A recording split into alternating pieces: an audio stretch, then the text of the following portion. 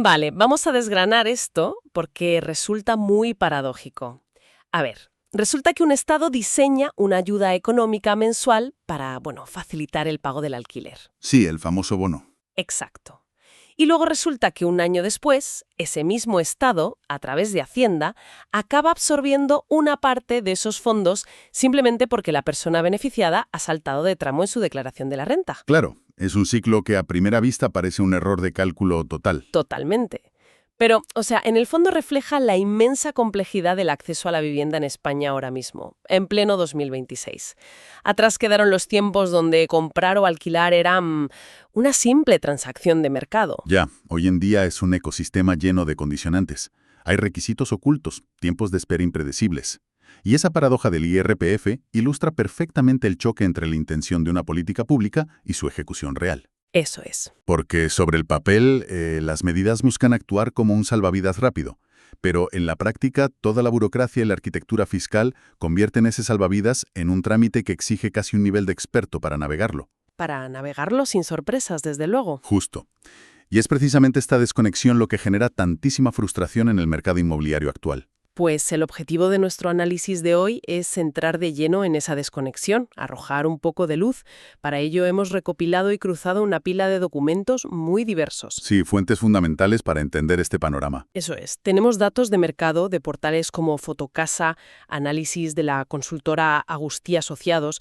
También hemos integrado la perspectiva técnica y jurídica de plataformas formativas como INEAF, reportes sectoriales de Construnews y, finalmente, el pulso informativo de la actualidad política que recogen los despachos de Infobae. Y cruzar todas estas perspectivas es un ejercicio indispensable. Porque, a ver, cuando un problema tiene tantas aristas, leer únicamente el boletín oficial del Estado ofrece una visión demasiado optimista. Ya te digo. Y por otro lado, escuchar solo a los actores del mercado privado puede dar una imagen de catástrofe absoluta. La realidad operativa siempre está en la fricción entre ambos extremos. Pues esa es exactamente nuestra misión en esta inmersión. Queremos decodificar qué significan realmente los grandes anuncios gubernamentales sobre vivienda. O sea, separar los titulares rimbombantes de la letra pequeña. Entender cómo afectan a inquilinos, propietarios y a los jóvenes que buscan emanciparse, claro. Exactamente. Y el punto de partida lógico es el paraguas macroeconómico bajo el que nos encontramos. El nuevo Plan Estatal de Vivienda 2026-2030. Según los documentos, arranca con una cifra que domina todos los informes. Un presupuesto histórico de 7.000 millones de euros. Es un volumen de inversión enorme, financiado, recordemos, en un 60% por el Estado central y en un 40% por las comunidades autónomas. Ajá. Sin embargo, el cambio verdaderamente sísmico no reside en los ceros de esa cifra, sino en la filosofía jurídica que lo impulsa. Este plan es el primero que emana directamente de la reciente Ley de Vivienda. Claro, la que considera la vivienda un derecho social. Exacto. Se busca catalogarla como el quinto pilar del estado del bienestar. Ya sabes, a la altura de la sanidad, la educación, las pensiones y la dependencia. El enfoque deja de tratar el ladrillo como un mero activo financiero sujeto a las fluctuaciones del mercado. O sea, un cambio de paradigma total. Pero, aunque ese replanteamiento filosófico es ambicioso, los datos de Construnews te aterrizan de golpe. Actualmente, el parque público de vivienda en España representa un ínfimo 3,4% del total. Es bajísimo, sí. Y el objetivo a largo plazo del Gobierno es elevar esa cifra hasta el 8% para equipararnos a la media de la Unión Europea. La brecha es gigantesca. A ver, es como intentar alcanzar en una maratón a los vecinos europeos que llevan años entrenando, mientras nosotros acabamos de atarnos a zapatillas. Qué buena analogía. Sí, el retraso histórico es innegable. Otros países europeos llevan desde la posguerra construyendo y manteniendo un parque público robusto. Para intentar recortar esa distancia, esos 7.000 millones se han fragmentado. Un 40% para construcción y adquisición de vivienda protegida, un 30% para rehabilitación y el 30% restante directo para los jóvenes. Vale, y hay un elemento dentro de ese 40% de nueva construcción que es brutal por sus implicaciones a largo plazo. La gran novedad histórica, el blindaje permanente de las VPO. Sí, las viviendas de protección oficial. Eso es. El documento establece que cualquier vivienda construida bajo este plan mantendrá su estatus de protección permanentemente. O sea, jamás se podrá descalificar para venderse en el mercado libre. Con este blindaje permanente estamos cortando de raíz el negocio de comprar barato al Estado para vender caro años después. Si conectamos esto con el panorama general, la respuesta es un sí rotundo.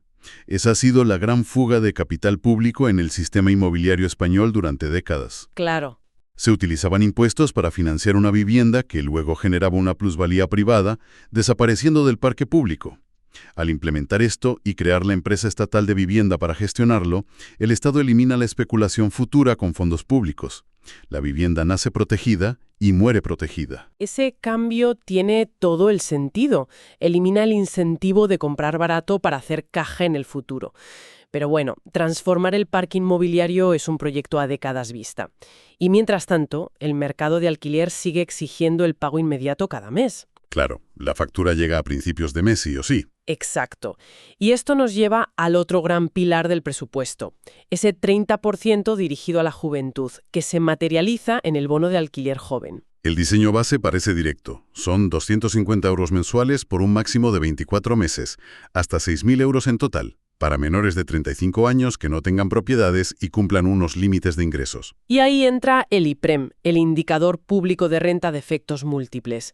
Los informes de INEA-CEAF detallan que es compatible con trabajar, pero el IPREM funciona casi como una guillotina administrativa. Sí, es un límite muy rígido. O sea, si un trabajador hace unas horas extras y supera el límite por apenas 50 euros al año, pierde el derecho a cualquier ayuda. Es binario, no entiende de contextos. Esa es la rigidez típica de los indicadores públicos, sí. Pero el verdadero obstáculo no es el límite de ingresos, sino la ejecución. Nos encontramos ante una descentralización que genera un caos enorme. Ya, aquí es donde se pone muy interesante la cosa. El Estado aporta los fondos, pero las competencias son exclusivas de las comunidades autónomas. Ellas gestionan, abren plazos y pagan. Y si revisamos el mapa de convocatorias de 2026, la disparidad es tremenda. O sea, si el plan es estatal, ¿por qué parece el juego de las sillas musicales dependiendo de la comunidad autónoma donde vivas? Por ejemplo, Asturias ha abierto este año con más de 13 millones de euros. Sí, un presupuesto activo importante. Actividad total, sin plazos o referenciando a 2025. El resultado es que dos jóvenes con la misma situación viven realidades opuestas solo por su código postal. Esa asimetría territorial genera muchísimo desgaste. Y a este retraso burocrático hay que sumarle la trampa fiscal, que a menudo pasa desapercibida. Esa es otra. O sea, me estás diciendo que la ayuda que te da Hacienda por un lado, ¿te la puede quitar en la declaración de la renta por otro? Lo fascinante aquí es comprender la lógica tributaria. Para Hacienda, el bono se considera una ganancia patrimonial. Hay que incluirlo en la declaración del IRPF. Madre mía. En España, el IRPF es progresivo, por tramos. Cualquier subvención pública que no esté exenta por ley se suma a tus ingresos del trabajo. No es que le pongan un impuesto directo a los 250 euros, es el efecto acumulativo. Vale, pongamos un caso práctico. Si alguien tiene un salario bruto de 21.000 euros y recibe 3.000 del bono, sus ingresos suben a 24.000. Exacto. Si ese salto hace que cruce a un tramo impositivo superior, el porcentaje que pagará por esa parte será más alto. En la práctica, puede que la declaración le salga a pagar. Una porción de la ayuda regresa a las arcas del Estado. Por eso es tan necesaria la planificación financiera incluso en rentas bajas. Es una transferencia que da oxígeno mes a mes, pero exige precaución al terminar el año. Pues sí. Ahora bien, si alquilar en la ciudad es tan complicado por precios inasumibles, convocatorias cerradas y el IRPF, la pregunta es ¿hacia dónde se dirige el flujo? Y aquí el plan estatal da un giro estratégico hacia la España rural y las viviendas vacías. Este es un intento clarísimo de usar el interior del país como válvula de escape. Hay un impulso gigantesco hacia la rehabilitación. La meta es mejorar 260.000 viviendas, reduciendo un 30% su consumo de energía primaria. Y las ayudas económicas son muy específicas. Según Fotocasa, ofrecen hasta 8.000 euros para problemas estructurales, 13.000 para accesibilidad y 20.500 para eficiencia energética. Y ojo, si es en un casco histórico protegido, pueden sumar hasta 50.000 euros por inmueble. ¡Qué barbaridad! Pero la estrategia más agresiva es para movilizar las viviendas vacías de los propietarios. Ahí es donde interviene el Estado asumiendo el riesgo. Claro. O sea, en vez del palo de penalizar las casas vacías, están usando una zanahoria gigantesca. Te dan hasta 35.000 euros directos para rehabilitar una casa vacía, siempre que el alquiler es a precio asequible durante 5 años. Sí, es un incentivo enorme para superar el miedo a los impagos o a los destrozos. E incluso hay un incentivo si cedes la casa a la comunidad autónoma por 7 años.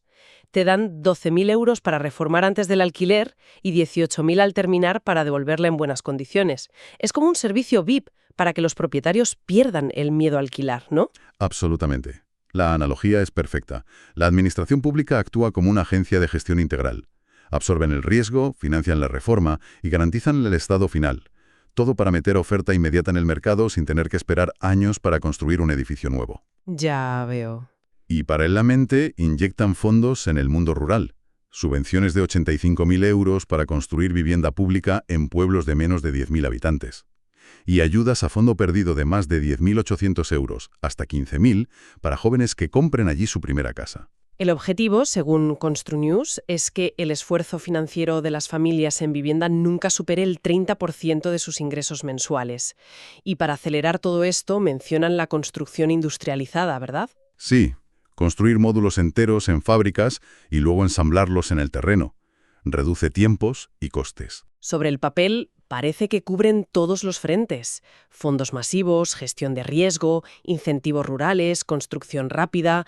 Pero, claro, llega el baño de realidad y toca contrastarlo con la arena política y social. Y ojo, aquí vamos a reportar de manera totalmente neutral lo que dicen los distintos sectores según los datos de Infobae, sin tomar partido. Exacto.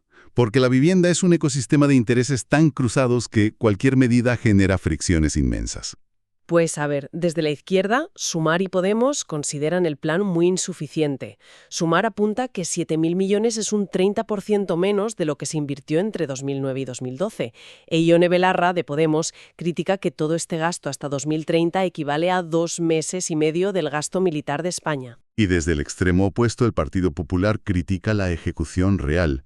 Juan Bravo acusa al gobierno de hacer muchos anuncios, pero que, cito textualmente, esos hechos se traducen a cero, por ineficiencias de gestión. Vale, eso es la política parlamentaria. Pero si miramos a los propietarios, Asval dice que es un paso en la buena dirección, pero de impacto limitado.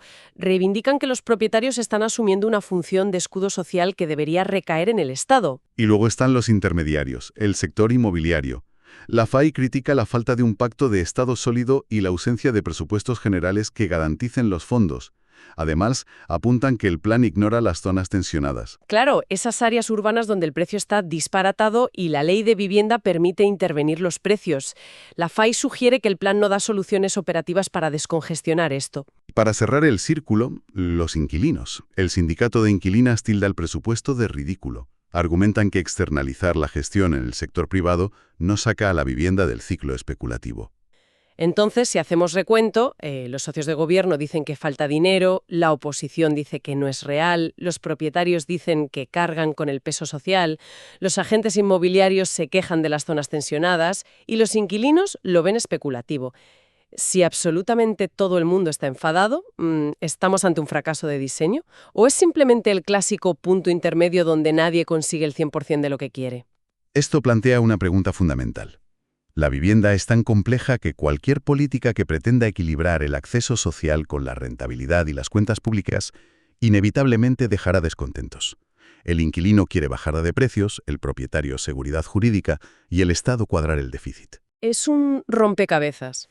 Lo es, pero más allá del ruido, el verdadero cuello de botella, que señala incluso la red de clústeres de la construcción, es la burocracia.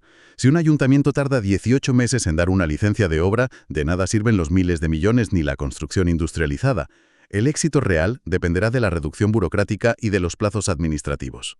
Pues sí, ese es el filtro definitivo. Entonces, recapitulando, ¿qué significa todo esto para quien nos escuche?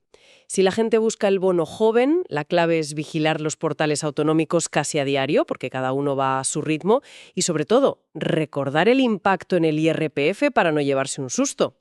Muy importante eso. Y si hay propietarios escuchando, existen ayudas masivas de hasta 35.000 euros para reformas a cambio de alquileres asequibles, transfiriendo el riesgo a la administración. Y a nivel macro, España intenta una transformación titánica hacia ese 8% de parque público. Y aquí me gustaría dejar una reflexión final, retomando la nueva norma de protección permanente de las BPO. Durante décadas, la cultura en España ha sido comprar ladrillo como el gran plan de pensiones y el ascensor social de las familias. Ya. Si el Estado ahora construye viviendas que jamás podrán venderse en el libre mercado, estamos presenciando no solo un cambio de ley, sino el principio del fin del ADN especulativo español. Es algo para pensar la próxima vez que pasean por su barrio y vean las nuevas grúas. Desde luego, alterar el ADN financiero de toda una sociedad es un proceso que lleva generaciones, pero las semillas parecen estar ahí. Comprender estas mecánicas permite navegar el mercado con mucha más precisión que simplemente leyendo titulares sueltos. Hoy hemos desgranado un sistema interesantísimo para entender qué mueve realmente la vivienda en este 2026. Como siempre, el objetivo es mantener la curiosidad activa y cuestionar el entorno. Nos encontramos en la próxima inversión para seguir analizando a fondo todos estos temas. Hasta pronto.